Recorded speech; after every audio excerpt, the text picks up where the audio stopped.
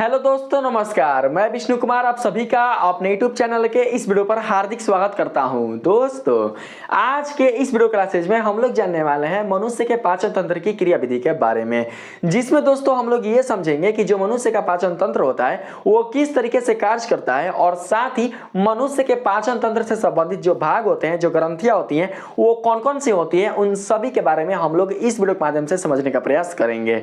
तो आइए बिना देर किए स्टार्ट करते हैं अपने आज के इस वीडियो क्लासेज को। दोस्तों, जैसा कि आप सभी जानते हैं कि जो पाचन तंत्र की क्रिया होती है वो सभी बहुकोशिकीय जीवों में होती है। तो दोस्तों, अगर हम यहाँ बात करें मनुष्य के पाचन तंत्र की क्रिया विधि का, तो मनुष्य के पाचन तंत्र की क्रिया विधि में जो सबसे महत्वपूर्ण भाग होता है वो होता है मनुष्य का आहार नाल। कौन होता है? तो मनुष्य का आहार नाल होता है। और साथ ही दोस्तों, मनुष्य के आहार नाल से संबंधित जो विभिन्न भाग होते हैं और जो ग्रंथियां होती है, जैसे कि आप देख सकते हैं लार ग्रंथि, मुख, टैक्रिया, डायफ्राम, यकृत, ये सब क्या है? ये सब मनुष्य के आहार नाल के भाग हैं। और यही दोस्तों जो भाग है मनुष्य के आहार नाल के, और जो आहार नाल है और आहार नाल से जुड़ी हुई जो ग्रंथियां हैं, ये सब मिलकर ही मनुष्य के पाचन तंत्र का निर्माण करते हैं। अब आप लोग बोलिएगा कि ये सब मिलकर मनुष्य के पाचन तंत्र का निर्माण क्यों करते हैं? क्योंकि दोस्तों, अगर इसमें से किसी भी भाग को अगर हटा दिया जाए और आप सोचिएगा कि मेरा भोजन शरीर में पच जाए, तो ऐसा बिल्कुल भी संभव नहीं है। क्योंकि आपके भोजन को पचाने में ये सारे के सारे क्या करते हैं? ये सारे के सारे अपना बहुत ही महत्वपूर्ण स्थान रखते हैं। अगर इसमें से कोई भी चीज अगर आपका दोस्तों खराब हो जाएगा, तो उस स्थिति में आपका जो भोजन का पाचन होगा शरीर में, वो बिल्कुल अच्छी तरीके से नहीं हो पाएगा। आप बीमार हो जाइएगा, आप रोगीग्रस्त हो जाइएगा, अर्थात आपका जो शरीर होगा वो खराब हो जाएगा। ठीक है, यानी आप मृत्यु के निकट चले जाइएगा। तो इसीलिए दोस्तों ऐसा कहा जाता है कि मनुष्य के पाचन तंत्र की जो क्रिया विधि है वो मनुष्य के आहार नाल और मनुष्य के आहार नाल से जुड़े हुए जो विभिन्न प्रकार की ग्रंथियां होती हैं और जो भाग होते हैं, उन सबके सहायता से ही पूरी होती है। ठीक है, तो हम लोग क्या करते हैं कि सबसे पहले यहां पर आहार नाल को समझने का प्रयास करेंगे। तो देखिए, बताया जा रहा है आहार नाल से पहले जो पाचन तंत्र है उसमें क्या बताया जा रहा है भाई? मानव शरीर के अंदर मनुष्य द्वारा खाए गए, हालांकि मनुष्य दो बार लिखे हैं, आप लोग कोई एक ही लेना, ठीक है। मानव शरीर के अंदर मनुष्य द्वारा खाए गए भोजन को पचाने में जिस यंत्र का उपयोग होता है उसे पाचन तंत्र कहते हैं। इस कार्य में मुख्य रूप से आहार नाल तथा पाचक ग्रंथियां भाग लेती हैं। तो इसे तो हम लोग आगे समझ में करेंगे। सबसे पहले आप लोग ये देखो कि इसका मतलब क्या हुआ। मानव शरीर के अंदर मनुष्य द्वारा खाए गए भोजन को पचाने में जिस यंत्र का उपयोग होता है उसे पाचन तंत्र कहते हैं। देखिए दोस्तों, आप सभी को पता है कि इस संसार के सजीव जगत में आने वाले समस्त कुल जितने सारे जीव प्राणी हैं, वे सभी अपने जीवन के अस्तित्व को बनाए रखने के लिए किस पर निर्भर रहते हैं? तो दोस्तों निर्भर रहते हैं भोजन पर। अगर किसी सजीव जगत प्राणी को भोजन ना मिले तो उस स्थिति में वो जो जीव होगा वो अपने जीवन के अस्तित्व को समाप्त कर लेगा, क्योंकि जीवों के जो शरीर की ऊर्जा होती है वो भोजन से ही प्राप्त होती है। तो बात यहाँ पर ये आती है कि आखिर ये जो सजीव जगत के जो प्राणी हैं उन्हें भोजन से जो ऊर्जा है वो कैसे प्राप्त होती है? तो दोस्तों, उन्हें भोजन से जो ऊर्जा है वो भोजन पचने के बाद प्राप्त होती है। और भोजन को पचाने में किसका उपयोग होता है? तो भोजन को पचाने में पाचन तंत्र का उपयोग होता है। और जिस मनुष्य के अंदर पाचन तंत्र नहीं है, मतलब कि जिस मनुष्य के अंदर पाचन तंत्र का काम बिल्कुल अच्छी तरीके से नहीं हो पा रहा है, तो उस स्थिति में उसके शरीर में जो भोजन का पाचन होगा वो बिल्कुल भी नहीं हो पाएगा। जब भोजन का पाचन नहीं होगा तो उस स्थिति में उस मनुष्य का जो शरीर है उसमें बिल्कुल भी ऊर्जा की प्राप्ति नहीं होगी, अर्थात उसका जो शरीर है वो धीरे धीरे रोग का शिकार होते जाएगा और एक समय ऐसा आएगा कि वो जो मनुष्य है वो मृत्यु के निकट चला जाएगा। तो इसलिए ऐसा बताया जाता है कि दोस्तों आपके शरीर का जो संपूर्ण जो कार्य विधि है वो किस पर डिपेंड करती है? वो डिपेंड करती है आपके डाइजेस्टिव सिस्टम पर। अगर जिस मनुष्य का डाइजेस्टिव सिस्टम अगर बेस्ट रहता है, अच्छा रहता है, तो उस मनुष्य में ग्रोथ भी होता है, उसका शरीर भी अच्छा रहता है, वो दिखने में भी अच्छा लगता है, और साथ ही साथ वो जो भी खाता है पीता है तो उसके द्वारा खाया पिया जो भोजन है उसके शरीर में लगता है। ठीक है, तो यही चीज दोस्तों क्या है? यही चीज आपके पाचन तंत्र में देखने को मिलता है। और पाचन तंत्र के संपादन में जो महत्वपूर्ण भाग होते हैं वो होते हैं आहार नाल, और आहार नाल से जुड़े हुए ये सभी महत्वपूर्ण भाग जो कि आपके भोजन को पचाने में अपना बहुत ही महत्वपूर्ण योगदान देते हैं, ये अपना महत्वपूर्ण स्थान रखते हैं। ठीक है, इस चीज को आपने बिल्कुल अच्छे तरीके से समझा। अब कैसे रखते हैं मैं आप सबको बिल्कुल अच्छी तरीके से बारी बारी से करके मैं आप लोगों को बताऊंगा। तो सबसे पहले हम लोग यहाँ पर समझते हैं किसके बारे में? तो आहार नाल के बारे में। ठीक है, तो देखिए आहार का मतलब क्या होता है? आहार का मतलब क्या होता है? आहार का मतलब होता है भोजन, ठीक है। आहार का मतलब होता है भोजन। अनाल का मतलब होता है पाइप, नली, ठीक है। यानी कि भोजन के लिए, यानी भोजन को जाने के लिए जो नली होती है, जो पाइप होती है, उसी पाइप को कहा जाता है आहार नाल। तो इसका परिभाषा कुछ इस प्रकार से बनता है, आप लोग समझना। बताया जा रहा है मनुष्य में भोजन मुख द्वारा ग्रहण किए जाने के बाद एक सतत लंबी नलिका से गुजरता है, जो मुख गुहिका से आरंभ होकर मल द्वार तक जाती है। इसे ही आहार नाल कहते हैं। देखिए दोस्तों, आपके शरीर में जो भोजन का अंतर्ग्रहण है वो कहाँ से होता है? तो दोस्तों, आपके शरीर में भोजन का जो अंतर्ग्रहण है वो होता है मुख से, ठीक है। जो आपका मुख है ना, और मुख के अंदर का जो भाग है उसको बोलते हैं मुख गुहिका। क्या बोलता है? मुख गुहिका। देखिए, ये वाला क्या है? ये वाला आपका मुख गुहिका है। बताते हैं आप लोग को, समझना। इसी को बोलते हैं मुख गुहिका। ये जो आप देख रहे हैं ना, ये वाला अंदर का जो पार्ट आप देख रहे हैं, ये वाला पार्ट, ये वाला पार्ट, इसी को बोलते हैं मुख गुहिका। और इसी मुख गुहिका से जुड़ा हुआ दोस्तों आपका एक सतत लंबी नली होता है। देख सकते हैं ये क्या है? ये लंबा नली जो आप देख रहे हैं, ये वाला लंबा नली, इसी नली की हम बात कर रहे हैं, जो कि कहाँ तक जाता है? तो ये दोस्तों मुख गुहिका से आरंभ होकर मल द्वार तक जाता है। और इसीलिए इस नलिका को हम लोग किसके नाम से जानते हैं? तो आहार नाल के नाम से जानते हैं। अगर हम बात करें मनुष्य के आहार नाल की लंबाई का, तो इसका जो लंबाई होता है वो होता है 8 से 10 मीटर। कुछ ऐसे मनुष्य हैं जिसमें मनुष्य का जो आहार नाल होता है वो 8 मीटर तक पाया जाता है, और कुछ ऐसे मनुष्य हैं जिसमें मनुष्य का जो आहार नाल है वो 10 मीटर तक भी पाया जाता है। तो यहाँ लगभग में मतलब लेकर चला गया है अप्रोक्सीमेट लगभग कितना? तो 8 से 10 मीटर। ये किसकी लंबाई होती है? तो मनुष्य के आहार नाल का। अगर हम बात करें दोस्तों कि मनुष्य का जो आहार नाल है वो कैसी रचना वाली होती है, तो दोस्तों वो होती है कुंडलित रचना वाली। ध्यान देना, ये सारा इंपॉर्टेंट है जो कि आपके एग्जाम में आ सकता है। कुंडलित रचना वाली। कुंडलित करने का मतलब कि इस तरीके से, कुंडल के जैसा, ऐसे ऐसे ऐसे ऐसे ऐसे, जिसमें क्या हो? जिसमें दोस्तों मतलब रबड़ जैसा जो हो, ठीक है, जिसमें लगभग जो कि तरंग की तरह का हो, मतलब कांपता हो, जिसमें कंपन हो, उसी को बोलते हैं कुंडलित। क्या बोलते हैं उसको? तो कुंडलित बोलते हैं, ठीक है। तो अब हम लोग क्या करेंगे दोस्तों कि आहार नाल से संबंधित जो आपके महत्वपूर्ण भाग है उसे समझने का प्रयास करेंगे। आप तो इतना समझ चुके हैं कि आहार नाल किसको बोलते हैं? तो आहार नाल बोलते हैं किसको भाई? तो मनुष्य के मुख से जुड़ा हुआ उसके मल द्वार तक जो नली होती है, उसी नली को हम लोग बोलते हैं मनुष्य का आहार नाल। अगर हम बात करें मनुष्य के पाचन तंत्र का, तो मनुष्य का पाचन तंत्र क्या होता है? तो मनुष्य द्वारा खाए गए भोजन को पचाने में जिस तंत्र का उपयोग किया जाता है वही तंत्र क्या कहलाता है? मनुष्य का पाचन तंत्र कहलाता है। और पाचन तंत्र में जो आने वाले महत्वपूर्ण भाग होते हैं वो होते हैं आहार नाल और आहार नाल से जुड़ी हुई पाचक ग्रंथियां, और साथ ही इसमें आहार नाल से संबंधित जो अलग अलग जो भाग होते हैं जो भोजन को पचाने में सहायता करते हैं, ये सारे आपके पाचन तंत्र के ही क्या होते हैं? अंगक होते हैं, ठीक। तो यहां हम बात करते हैं आपके आहार नाल का जो पहला अंगक है, जो पहला भाग है उसके बारे में।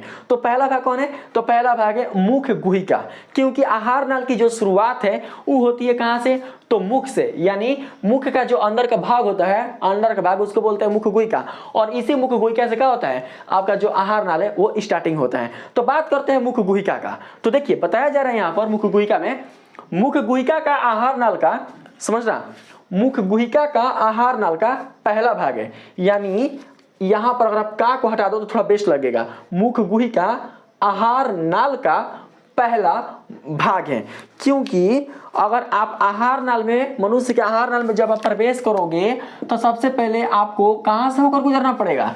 तो मनुष्य के मुख गुहिका से। तो प्रवेश तो आप नहीं करोगे, प्रवेश कौन करेगा? तो भोजन। तो भोजन जब प्रवेश करेगा तो डायरेक्टली क्या होगा? वो मनुष्य के आहार नाल में नहीं जाएगा, पहले वो मनुष्य के मुख में जाएगा। मुख के भी कुछ प्रोसेस होता है, कुछ क्रिया होती है। वो प्रोसेस क्या होता है पता है? वो प्रोसेस होता है भोजन के खंडित होने का। जो भी भोजन आप ग्रहण करते हो तो ऐसा नहीं है कि वो जो भोजन है वो आपने मुंह में डाल लिया और डायरेक्ट क्या होता है? वो आपके ग्रस नली यानी कि आपके आहार नाल के माध्यम से वो डायरेक्ट आपके पेट में चला जाता है। ऐसा बिल्कुल भी संभव नहीं होता। इसका एक एल्गोरिथम होता है, और इसी एल्गोरिथम के आधार पर जो भोजन है वो आपके आमाशय तक पहुंच पाता है। तो एल्गोरिथम कैसा होता है? तो एल्गोरिथम जो होता है वो पहले स्टार्ट होता है मुख से। आपने जो भोजन ठोस वाला, कोई भी ठोस वाला पदार्थ हो, भोजन हो, उसको सबसे पहले आपने मुख में डाला। मुख में जब आप डाला तो मुख में भी कुछ ऐसे दोस्तों आपके अंग होते हैं, कुछ भाग होते हैं जो कि उस भोजन को सरल भागों में क्या करते हैं, परिवर्तित कर देते हैं। जैसे कि आपका दांत, आप सभी को पता है कि मुखगुइगा में जो मनुष्य में उपस्थित जो दांत होते हैं वो कितने होते हैं टोटल, वो होते हैं 32 दांत। और इन 32 दांतों में जो उनके प्रकार होते हैं, 32 दांत का जो प्रकार होते हैं वो दोस्तों होते हैं 4 प्रकार के। यानी 32 दांत में जो दोस्तों दांत होते हैं वो 4 प्रकार के होते हैं, जिसमें पहला आता है आपका कृंतक। सारा चीज बताते हैं, समझना ठीक। पहला होता है कृंतक, और दूसरा होता है रदनक, और तीसरा होता है अग्र च्वर्णक, ठीक है, अग्र च्वर्णक, और चौथा होता है च्वर्णक। यही क्या है, दांत के 4 गो प्रकार हैं, ठीक है दोस्तों। तो मैं आप सभी को बता दूं कि आपके पूरे जीवन काल में जो दांत होते हैं वो मुख्यतः 2 प्रकार के आते हैं, जिसमें पहला होता है आपका अस्थायी दांत, जिसे दूध का भी दांत कहा जाता है। वो जो दांत होता है वो बचपन यानी कि दोस्तों वो शिशु अवस्था में रहता है, शैशवावस्था में रहता है। बच्चा में जो पहली बार आपके मुख में दांत आता है और वो 8 से 10 बरस तक दोस्तों हो सकता है वो दांत आपके मुख में रहता है, और उसके बाद जब वो दांत गिर जाता है तो उस दांत को बोलते हैं दूध का दांत, ठीक।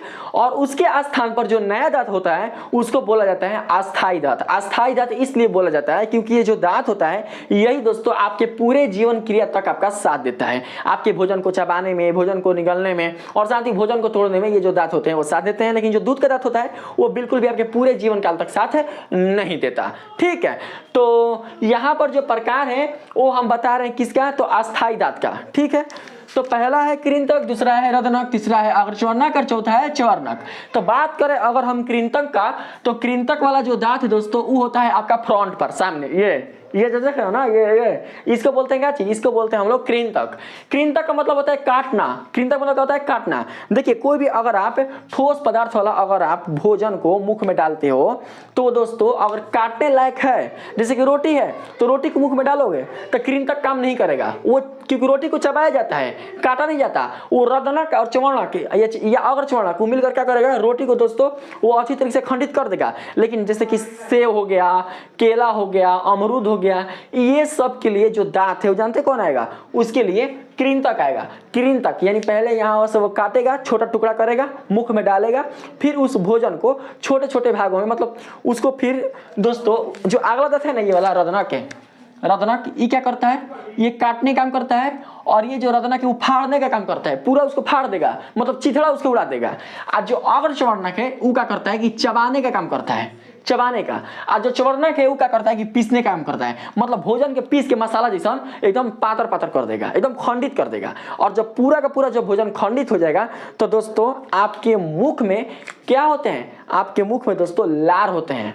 लार जो होते हैं वो कहाँ से आते हैं, वो आते हैं लार ग्रंथि से। बताऊंगा दोस्तों कि लार ग्रंथि से जो लार होते हैं वो कैसे आते हैं। तो दोस्तों लार ग्रंथि से जो लार होता है वो आपके मुख में आता है, और यही लार जो आपका ठोस वाला जो भोजन होता है उसको क्या करता है कि मुलायम कर देता है, यानी काफी उसको गिलगिला कर देता है। और गिलगिला कर कर मुलायम कर कर जो आपका भोजन होता है, अब उसको जो आपका जीभ है वो मिलाने का काम करता है। जब वो भोजन अच्छी तरीके से मिल जाता है तब जाकर आपका जो भोजन है वो आहार नाल के माध्यम से नीचे आपके आमाशय तक वो पहुंचता है, और तब जाकर आपके इस आमाशय वाले भाग में जितने सारे दोस्तों आपके आहार नाल के भाग होते हैं उनकी सहायता से भोजन का पाचन होना स्टार्ट होता है। तो देखिए यहाँ पर सबसे पहले हम लोगों ने जाना किसके बारे में, तो दांत के बारे में। दांत के जो 4 प्रकार थे उसके बारे में भी हम लोगों ने जान लिया, ठीक। अगर दोस्तों हम लोग बात करें जीभ का, तो जीभ क्या होता है दोस्तों, जो जीभ होता है वो हर एक जीव प्राणी का एक बहुत ही दोस्तों महत्वपूर्ण अंग होता है। आप सभी को पता है कि जिस मनुष्य का अगर जीभ ना हो या जिस जीव का अगर जीभ ना हो, मनुष्य की बात कीजिए ना, जिस मनुष्य का अगर जीभ ना हो तो वो मनुष्य बोल तक भी नहीं पाएगा, क्योंकि बोलने का स्पष्ट जो हम बोल पाते हैं वो दोस्तों हम दांत और जीभ की सहायता से बोल पाते हैं। और ये जो जीभ है दोस्तों वो इतना आपकी सहायता करता है कि आप दोस्तों अंदाजा तक नहीं लगा सकते। देखिए जो भी भोजन आप मुख में ग्रहण कर रहे हो तो क्या आपको पता है कि वो जो भोजन है उसका स्वाद कैसा है, उसका स्वाद तीता है कि मीठा है कि खारा है कि कैसा है, आप बता सकते हो, नहीं बता सकते। उसके स्वाद को बताने में जो महत्वपूर्ण स्थान रखता है वो रखता है जीभ। जीभ में दोस्तों स्वाद कलिकाएं होते हैं, स्वाद कलिकाएं होते हैं और इन्हीं स्वाद कलिकाओं की सहायता से हमें यह पता चलता है कि जो भोजन है उसका जो स्वाद है वो कैसा है, टेस्टी है कि नहीं है, या जो भोजन है वो खाने योग्य है कि खाने योग्य नहीं है। क्योंकि जो भोजन खाने योग्य होगा उसी को आप अंदर ले जाइएगा, और जो भोजन खाने योग्य नहीं होगा तो आप मुख से क्या कीजिएगा, उसको बाहर फेंक दीजिएगा, क्योंकि जीभ आपको इंडिकेट कर देगा कि ये जो भोजन है वो बिल्कुल भी खाने योग्य नहीं है। तो दोस्तों आपने जाना कि आपके मुख गुहिका में उपस्थित जो दांत है और जो जीभ है और जो लार है इसका कितना बड़ा योगदान होता है। लार ना हो तो आपके मुख में चबाया हुआ जो भोजन है वो बिल्कुल भी मुलायम नहीं होगा। जब मुलायम नहीं होगा तो इस भोजन का आपके शरीर के अंदर उपस्थित जो आमाशय है उसमें अच्छी तरीके से पाचन नहीं होगा, क्योंकि पाचन की प्रक्रिया में जो लार की भूमिका होती है मुख की वो बहुत ही महत्वपूर्ण होती है, क्योंकि लार रहेगा तभी आपके भोजन का पाचन आमाशय में हो पाएगा, अन्यथा नहीं हो पाएगा। ठीक, अब इतना सब कुछ आप लोगों ने जान लिया। अब आपके मुख को जो ढकने का काम करता है वो कौन करता है, दांत हो गया, जीभ हो गया, इसको ढकने का काम कौन करता है, ओठ करता है। ओठ केवल देखिए, ओठ जो है वो केवल किस करने के लिए नहीं बनाया गया है, समझे, हर चीज का काम होता है। अभी ना कि इससे कोई मतलब नहीं है। इसका ये जो होता है एक तरीके से दोस्तों ये द्वार होता है, ये द्वार बंद कर देता है। आपके अंदर का पूरा चीज सेफ्टी में है, दांत जीभ सारा चीज सेफ्टी में, क्योंकि यही महत्वपूर्ण है। अब रंगाई पोताई करते रहिए उससे कोई मतलब नहीं है। ठीक, थोड़ा सा पढ़ते हैं। देखिए इतना सब कुछ हम बता दिए आप लोग को। ये मांसल संरचना होती है, मांस जैसी। जो जीभ होता है वो भी मांसे वाला संरचना होता है, उसमें कोई हड्डी फड्डी नहीं होता। और जो दांत होता है वो आपके शरीर का सबसे कठोर दोस्तों क्या होता है, वो पदार्थ होता है। मैं बता दूं आप सभी को कि जो दांत है वो दोस्तों इसका जो ऊपरी परत होता है वो कैल्शियम फास्फेट का बना होता है, जिसे इनेमल भी कहते हैं। और इसी कारण जो आपके दांत का जो रंग होता है वो सफेद होता है। ठीक है, जो कि आपके पूरे शरीर के अंगों में सबसे कठोरतम जो पदार्थ है वो आपका दांत ही होता है, जो कि इनेमल का बना होता है। ठीक है, थोड़ा सा बात करते हैं इधर। मुख गुहिका आहार नल का पहला भाग है जो ऊपरी और निचले जबड़े से घिरी होती है। हाई है क्या चीज, देखो हाई है ऊपरी जबड़ा, अहाई है निचली जबड़ा। तो निचली जबड़ा में आपका कौन रहता है, निचली जबड़ा में आपका जीभ उपस्थित रहता है। और ऊपरी और निचली जबड़ा में कौन उपस्थित रहता है, तो ऊपरी और निचली जबड़ा में आपके दांत उपस्थित रहते हैं। ठीक, उसके बाद देख सकते हैं इसमें दांत जीभ तथा बंद करने के लिए दो मांसल ओठ होते हैं, लिप्स, जैसा कि मैंने आप लोग को बताया।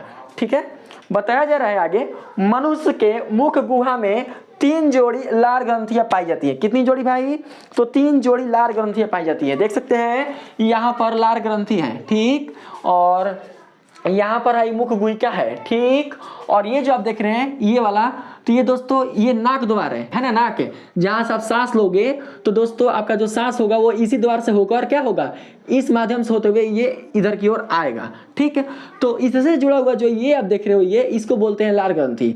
और ये जो लार ग्रंथियां होती हैं वो 3 प्रकार की होती हैं, जिसमें पहला है आपका, देखो कौन, पहला होता है पैरोटिड लार ग्रंथि, दूसरा होता है सब मैंडिबुलर लार ग्रंथि, और तीसरा होता है सब लिंगुअल लार ग्रंथि। और इन्हीं लार ग्रंथियों की सहायता से जो आपका लाला रस से जो लार निकलता है, जिसमें एंजाइम्स होते हैं। लार में कौन से एंजाइम्स होते हैं, कोई पूछेगा कि लार में एंजाइम्स कौन होते हैं, तो दोस्तों लार में जो एंजाइम्स होते हैं वो होते हैं एमिलेस, ठीक है, या एमाइलेज भी बोला जाता है, एमाइलेज या एमिलेज कहा जाता है।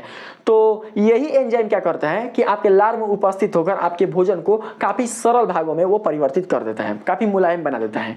ठीक है, इस ग्रंथियों से निकलने वाले जो लार होते हैं, जो स्रावित होते हैं, उनमें क्या रहता है, उनमें दोस्तों पानी रहता है, लवण रहता है और चिकना म्यूकस रहता है। कहीं कहीं किताब में आपको सलेस्मा भी देखने को मिलेगा। क्या मिलेगा भाई, सलेस्मा, क्योंकि म्यूकस का जो हिंदी नाम है वही है क्या, तो सलेस्मा है।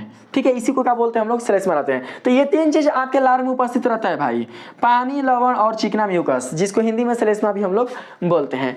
तो ये जो आपका पहला भाग है आहार नाल का, मुख गुहिका वाला, ये पूरा का पूरा कंप्लीट हुआ। आगे देख सकते हैं दोस्तों कि उसके आगे आप देख सकते हैं कि अब हम बात करेंगे किसका, तो ग्रसनी का। ग्रसनी का इधर आपका पड़ जाएगा, ग्रसनी। ग्रसनी, मुख गुहिका का आप अंदर जा रहे हो, तो जब आप मुख गुहिका के अंदर जाओगे तो वहां पर आपको 2 छेद दिखाई देगा, 2 छेद दिखाई देगा। तो इसी की हम बात करेंगे। बताया जा रहा है ग्रसनी में मुख गुहा का पिछला भाग ग्रसनी कहलाता है। जो पिछला भाग है जिसमें 2 ठोस छेद दिखाई देते हैं, ऐनक में देख रहा मुंह फाड़ के दिखाई देगा ना, दोनों तरफ, ग्रसनी कहलाता है। उसके बाद बताया जा रहा है कि 2 ये जो छिद्र होते हैं उसमें से पहला जो छिद्र है वो कहलाता है निगल द्वार, और दूसरा जो छिद्र है वो कहलाता है कंठ द्वार।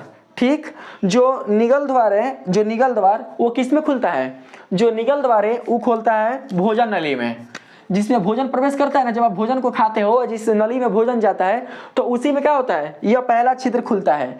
आज जो दूसरा छिद्र है आपका कंठ द्वार, तो जब आप नाक से सांस लेते हो तो सांस जो है वो जिस द्वार से होकर जाता है तो वही द्वार क्या होगा, आपका कंठ द्वार कहलाता है। उसी को हम लोग क्या बोलते हैं, तो ग्लोटिस बोलते हैं। और आपके निगल द्वार और कंठ द्वार की रक्षा के लिए एक दोस्तों आपका उपस्थित रहता है, जानते हैं क्या, एक मांसल संरचना जैसा एक पट्टी उपस्थित रहता है जिसे हम लोग एपिग्लोटिस कहते हैं। क्या बोलते हैं, एपिग्लोटिस।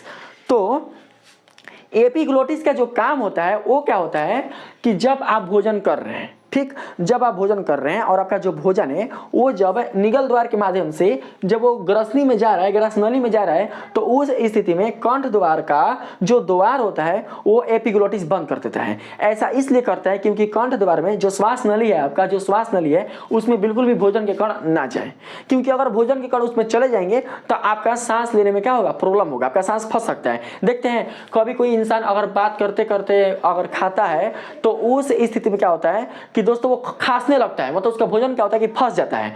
भोजन क्यों फंसता है, क्योंकि उसके जो भोजन के कण होते हैं वो बात करते करते वो श्वास नली में चले जाते हैं, क्योंकि बात करने के क्रम में क्या होता है कि जो एपिग्लोटिस होता है वो अच्छी तरीके से कंठ द्वार को ढक नहीं पाता, जिसके माध्यम से क्या होता है कि जो भोजन का कण है वो अंदर चला जाता है, जो कि आपको सांस लेने में काफी प्रॉब्लम करता है। तो इसीलिए बताया जाता है कि हमें खाना खाते समय बिल्कुल भी बातचीत नहीं करना चाहिए। जब भी आप खाना खाओ तो उस स्थिति में आप मौन करके केवल अपना दोस्तों क्या करो, खाने की जो प्रक्रिया है, मुंह चलाने की जो प्रक्रिया है उसे पूरा कीजिए, जिससे कि आपको कोई भी प्रॉब्लम ना हो सके। तो इतना सारा चीजें हमारे ईश्वर ने बनाकर ऊपर से ही भेजा है, और ये आप ही में नहीं है, वो हर एक जीव में उसके शारीरिक संरचना के अनुसार, जिस जीव की जैसी शारीरिक संरचना है उसके अनुसार उसका क्या है, उसका बनावट बनाया गया है, जिससे कि वो अपने शरीर की सहायता से भोजन का पाचन करता है, और उनके जो अंग हैं वो भोजन के पाचन करने में सहायक होते हैं। ठीक है, तो दोस्तों आपने बिल्कुल अच्छी तरीके से जान चुका है कि जो एपिग्लोटिस है वो क्या करता है कि मनुष्य द्वारा किए गए भोजन को जो कंठ द्वार है उसको ढक देता है, जिससे कि जो भोजन है वो श्वास नली में नहीं जा पाता है। तो हम लोग आज के इस वीडियो में समझे क्या क्या भाई, तो मुख गुहिका के बारे में समझे, लार ग्रंथि के बारे में समझे, उसके बाद जो आहार नाल है उसके बारे में समझे, और साथ ही हम लोगों ने ग्रसनी के बारे में भी जाना। यहाँ पर क्या होगा, यहाँ पर ग्रसनी, ये जो ग्रसनी है उसके बारे में जाना, ग्रसनी के बारे में जाना, और फिर हम लोगों ने दांत के बारे में जाना, दांत के प्रकार के बारे में जाना, जीभ के बारे में जाना, और दोस्तों ओठ के बारे में हम लोगों ने जाना। इतना सब कुछ हम लोगों ने इस वीडियो के माध्यम से जानकारी को हासिल किया। अब क्या करेंगे दोस्तों कि ये जो आप देख रहे हैं ना नीचे ग्रास नली, ये तो ग्रास नली समझ ही रहे हैं कि जो ग्रासिका है उसमें जो जुड़ा हुआ ये जो नली है उसी को हम लोग क्या बोलते हैं, ग्रास नली बोलते हैं। इसके आगे जो अब डायफ्राम, यकृत, पली, आमाशय, अग्नाशय जो कुछ भी है इसको मैं अगली वाली वीडियो में आप लोग के लिए कवर करा दूंगा। ठीक है, तो आज के वीडियो में दोस्तों इतना ही। मुझे उम्मीद है कि जितना मैंने आप लोग को पाचन तंत्र से संबंधित जो भाग है जो बताया है वो आप लोगों को समझ में आई होगी। तो अगर ये वीडियो आप लोगों को अच्छा लगा है, इस वीडियो के माध्यम से आप लोगों को मनुष्य के पाचन तंत्र से संबंधित जो भाग मैंने आप लोगों को बताया वो समझ में आया है, तो प्लीज आप लोग मेरे इस वीडियो को लाइक कीजिएगा, सब्सक्राइब कीजिएगा, और पसंद आए तो अपने दोस्तों में भी शेयर कीजिएगा। मिलते हैं फिर से एक नए वीडियो के साथ, तब तक के लिए धन्यवाद।